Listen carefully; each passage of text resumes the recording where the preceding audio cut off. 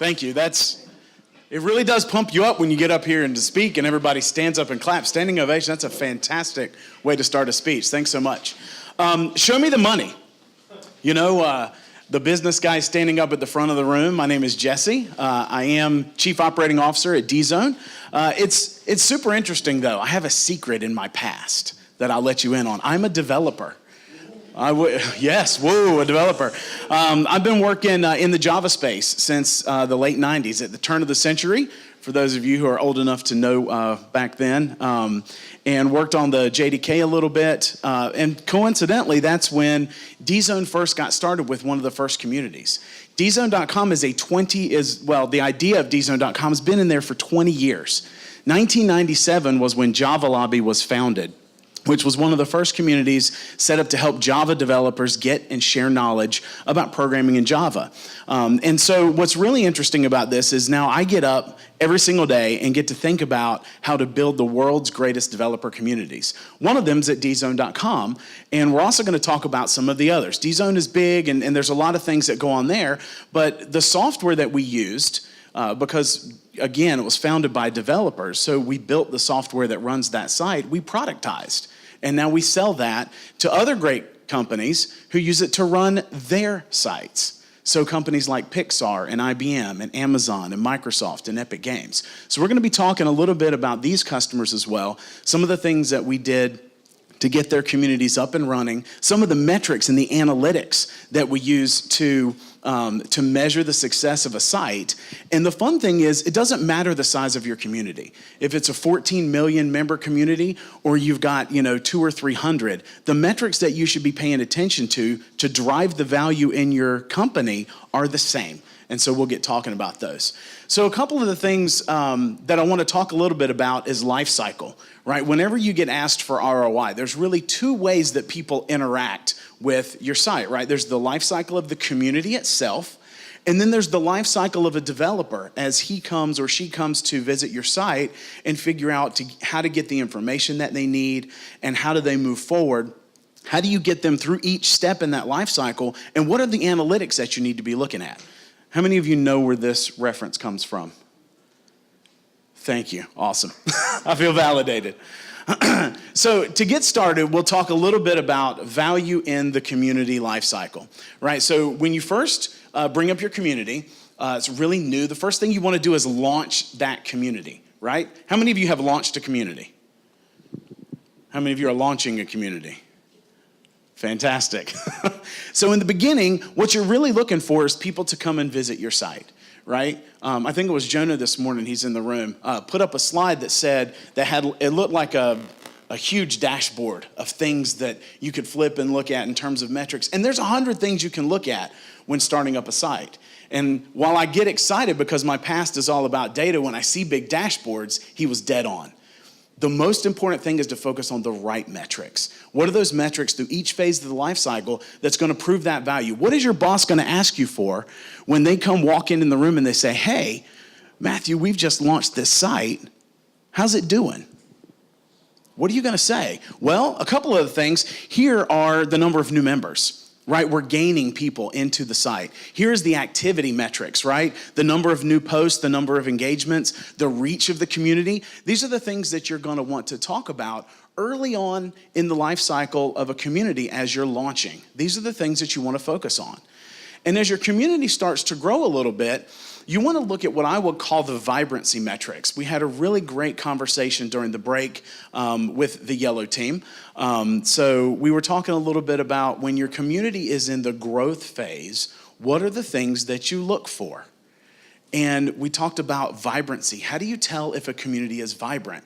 And so one of the things we looked at was the percentage of active versus contributing members, right? The people that are coming to your site to consume information or to ask the questions versus those coming to your site that are actively contributing information to the site, right? Are they answering questions? Are they contributing articles? How are they helping? So as your site continues to grow, these are some practical things that you want to look at because it is an indicator of vibrancy and engagement within your community. So developers really want to come and find something out. If you have a sweet new API or a hot product that they're using internally, they want to come and they want to sometimes solve a problem or figure out how to implement something themselves. And by making sure that it's not just your staff, but it's other people coming in and contributing, you can really drive up the level of engagement as you look for those champions and advocates within the community. We talked a little bit about customer satisfaction, or CSAT, this morning as well. So as you go through, if you're using this for support, you can ask on a per question basis, as you've answered the question, how did we do? How are we doing in supporting you, our developers? How are we doing ourselves? And take those measurements back and show, hey, boss man, here is the customer satisfaction score that's going up, proving a return on that investment as they're putting into you, your team, and the software you may have purchased. These are all things that they're going to be looking for to prove value to the company through the community. Right? Last one, time to first response and then time to solution. So time to first response is a really good metric, right? It indicates, how fast your community is moving. And we've stood up some communities, time to first response is less than a minute on some of these things. Super active, super engaged communities like SAP. And we'll talk a little bit about SAP as a use case here after the slides. But one of the reasons they drive that so high is through high quality content and high quality answers coming from both their staff and those contributing members within the community. Because there's something about developer to developer knowledge sharing that's almost magic.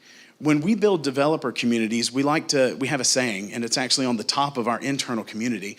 It says, knowledge sharing and building these communities is really 90% culture, it's 5% tools, and it's 5% magic. And you guys, each one of you guys in here, developer relations, community managers, you guys are the ones that have to figure out the magic. What is the magic? What is that thing that makes your community unique? What is the thing that makes your product unique? That value proposition to your developer. What's going to keep them coming back? All of those are things that you need to be thinking through. And then we go into maturity. Right, so you've launched your community, it's growing, and now you're moving into maturity. We had a really nice curve on one of the other presentations earlier this morning. And as you get into this mature thing, you're going to want to start looking at how this maps back into your business processes, right? How are you doing on your support savings? We talked a little bit about case deflection. I think it was in Josh's speech just before this, right? How many cases are you deflecting? And if you can pick how many cases you're deflecting and the average number of cases that a support engineer can handle, you can actually get a head count number and go to your boss and say that my community that I'm running is saving you 2 head count in support per year. That's pretty powerful. How much does a support engineer cost? Multiply that number by 2. That is a real dollar value that you can take back to the business and say, hey, this is what I'm saving you just for your support savings. This is how these business guys are going to think and how they're going to see return. Referrals through advocates. We're going to talk about the developer lifecycle here in a minute. And when you get a developer in your community to the advocacy stage, where they're bringing other people in, they're saying, hey, this site is really cool, or this product is really great. You've seen it a few times in the presentations here, where one of the speakers will say, this product is really cool. We just had one, didn't we, Josh? Yeah, it was really neat to see that, because now he is an advocate. And as those people come in, those referrals, that is real return on your investment. And those are some of the metrics. So I want to get into a use case here really quick. We'll talk a little bit about Hortonworks. They have, how many of you are familiar with Hortonworks? Big data stuff. Awesome, love Hortonworks. So they have built a really interesting website using Answer Hub that people can come and ask questions and kind of get support. And they track their top metrics here: unique visitors, active Horton workers by department, the number of contributors, internal versus external, or staff versus the community. And that's a really, really interesting metric, right? They also do top contributors by quarter and number of pieces of content. And to show you an example, this is not real data. It's completely made up. As a data guy, it kind of hurts my feelings, but I feel like I've got to tell you that right out the gate.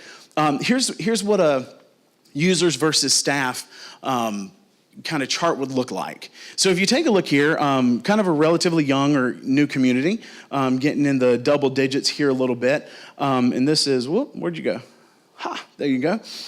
So you've got, this is over time, September through August, and then you get answers to questions or posts, users versus staff. And in this case, you can see that the users are participating, but in most cases, the staff is doing a lot. So what does this mean? This means that you have a high support load, right? So if you're gonna scale this model, what do you need? You need more people, right? However, what you want it to do through the programs that you create and by working with your community is a chart that looks a little more like this.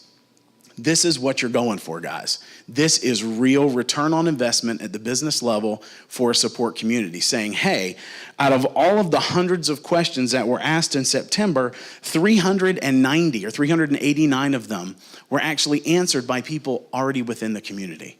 So your support team didn't even need to get engaged. What this means is you started that fusion reactor. You started that community that is going to build on itself. And it will grow, and as your product grows and you know, continues to reach more and more people, that this community will start to sustain itself. And that's what you're really looking for. So another example, I mentioned Hybris. Sylvia, a good friend of mine, you know, uses this. Their answers community is really pretty active. They've really reduced call volume and sign up about 600 new users every single month. And so they've got some of their top metrics up here. I'll let you read those. But we talked a little bit about how to gain quality metrics of the content that's posted within a community, right? As you have your community launched and grown, as you get people contributing, you have to have high quality content.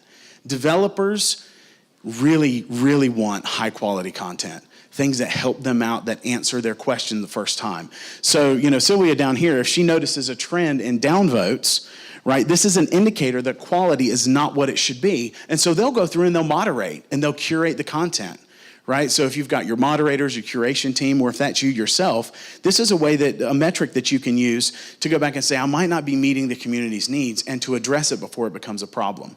So, you know, these are just a couple of examples of some real world things that you can do.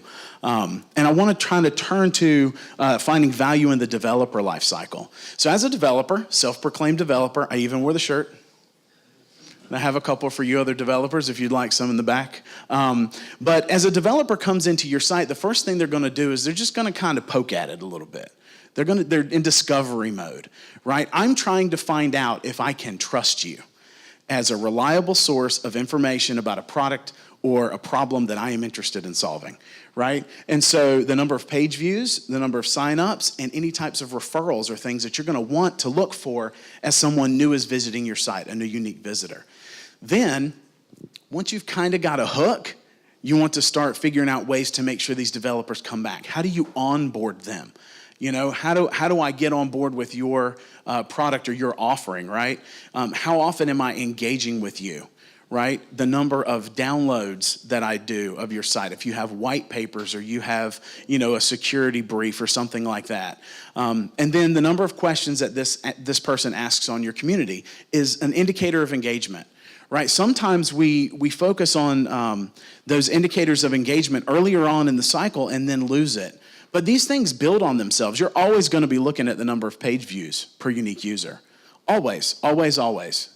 And then whenever you get into the support phase, this is where you're starting to drive the business value. So the later in the cycle you get, the more business value you get out of someone. So moving them through these earlier phases faster actually delivers that value back to the business at a higher rate. So case deflection, response times, and then correct answers. So you can tell if someone's enjoying your site. Again, as we go to some more of these softer metrics, which are very, very hard to measure, you can look at these very tangible metrics to figure out if the intangible metrics matter, right? So how do you measure developer happiness? It's very hard. It's very, very hard.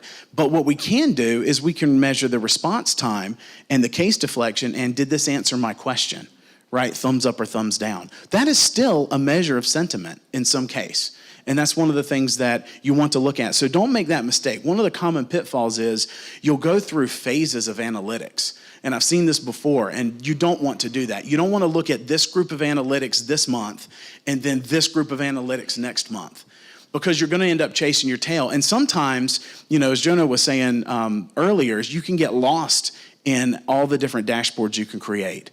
Pick the things that are very valuable to you that show that you're meeting your goals, and focus on those things to drive value within the business. The last phase is the advocate. How many of you have advocates for your community you could name to me right now? Fantastic. Everybody who has an advocate knows them by name, because they're important to you. They're almost like part of your team, right? They are actually an extension of your team, helping you grow your community. They're using the product, they're loving it, they're giving you feedback. Your product management team knows them because they've suggested feature X, Y, or Z.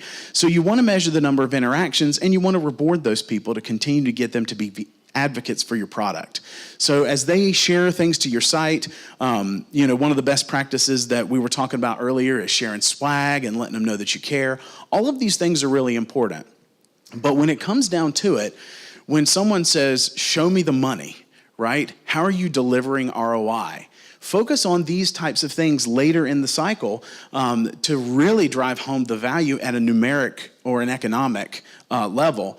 But then, you'll see that magic piece as the community starts to grow, and it'll become apparent, right? So I want to, kind of end here. I know my time is short. I've got like a minute or two, but talk a little bit about DZone. DZone's a pretty big community, right? It gets about 5 million page views per month, 10,000 new users, and we publish a lot of things, right? The guide to big data, guide to IoT, a lot of ref cards. But one of the most interesting things is, one of the reasons that DZone grew so fast is because we gave everything away for free. DZone was founded by believing that sharing knowledge makes life better. Developers want to share knowledge, even when they're competing with one another. They'll still sit down and argue about, Java versus C#. Always, and the merits of each, and the best way to formulate this algorithm. Because at their heart, developers really just want the world's problems to get better.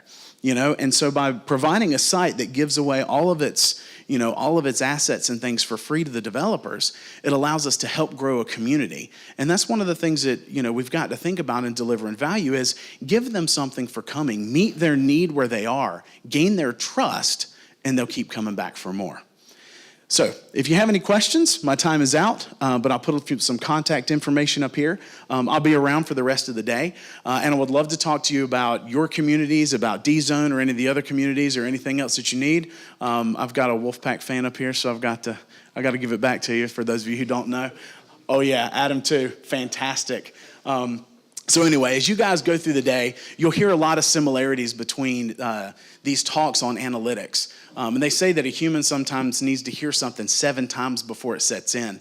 But I hope that you're seeing a common theme throughout all the different speakers on ways to deliver value back to your communities and grow them, because we want to see them all successful. Thank you so much.